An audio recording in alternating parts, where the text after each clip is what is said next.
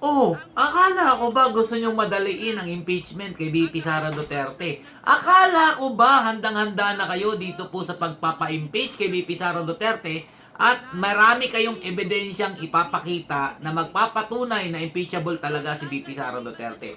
Ba't ganito?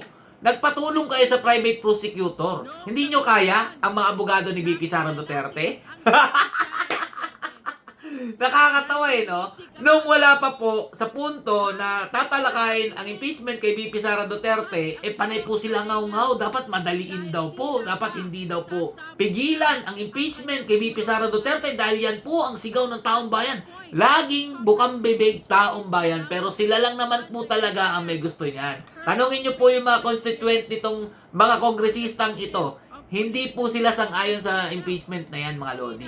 Tapos malaman-laman natin, hindi pala kayo handa, hindi nyo pala kaya harapin ang mga abogado ni VP Sara Duterte. Nakakatawa, no? O ito, yung isang kulot, mga lodi. Pakinggan po natin, ha?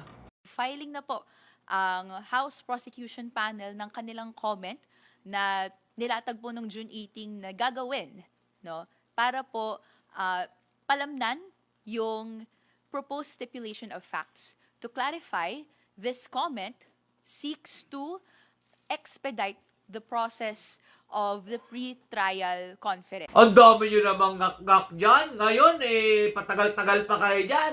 Di umano, nag-request daw po sila na abutin daw po ng 62 days para daw po mapaghandaan itong impeachment kay VP Sara Duterte at hindi na daw po madali. Sobrang delay na yan. Dahil ang hiling ng depensa ni VP Sara Duterte, yung mga abogado nito, dapat nga isang buwan lang o hindi na aabot.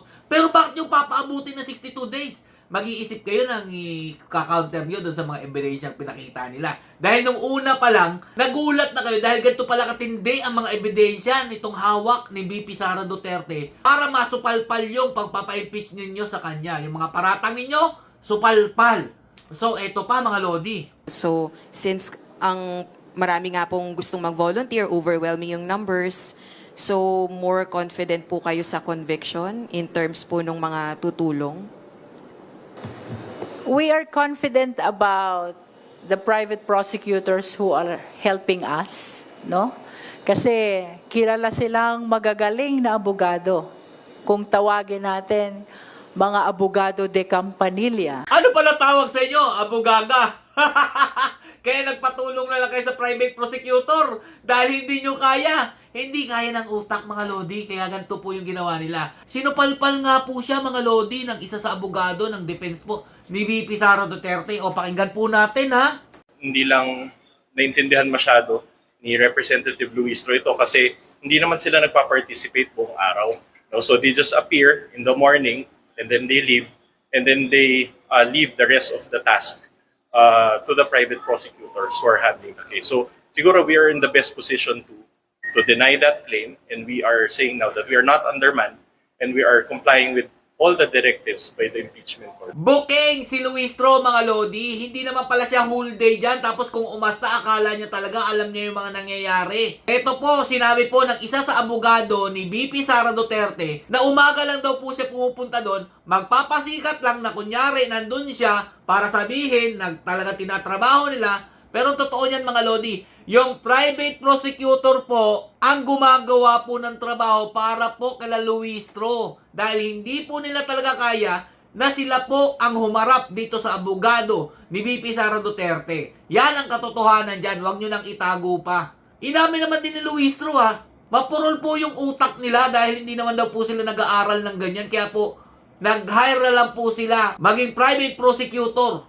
Sila na po ang pinatrabaho. O, di ba? Ganito po kalulupit. Tapos sasabihin nyo, sigaw ng taong bayan. Hindi nyo naman pala kaya. Pinilit nyo lang talaga yung impeachment na yan. Kahit hindi naman talaga ka-impeach-impeach si VP Sara Duterte, mas ka-impeach-impeach pa nga yan BBM ninyo kaysa dito sa tinatawag nyong magnanakaw, tinatawag nyong mga kurakot na mga Duterte. O, ano ngayon? Sino ngayon ang nagpapatagal ng impeachment? Dahil ready na sila VP Sara Duterte humarap sa inyo. Ito nga yung tinatawag na bloodbath eh. Bakit hindi nyo naman mapaghandaan? Asa na yung mga matitibay na ebidensya na pinagyayabang nyo nung hindi pa to nagsisimula? Wala. Nga. Tapos sasabihin nyo pa bakit daw hindi nilabas agad yung mga ebidensyang ganyan nung nagsisimula pa lang. Ano kayo, siniswerte? eh di nahahanapan nyo ng depensa itong mga ebidensyang inihaharap sa inyo ngayon. O, eh di nga kayo. O, hanggang dito lang po muna. Abangan pa po natin yung mga katatawanan na gagawin po nitong kampo po ni Luistro. Stay safe and God bless you all. Nga kayo sa abogado ni BP Sara Duterte. Duterte pa rin kami hanggang huli.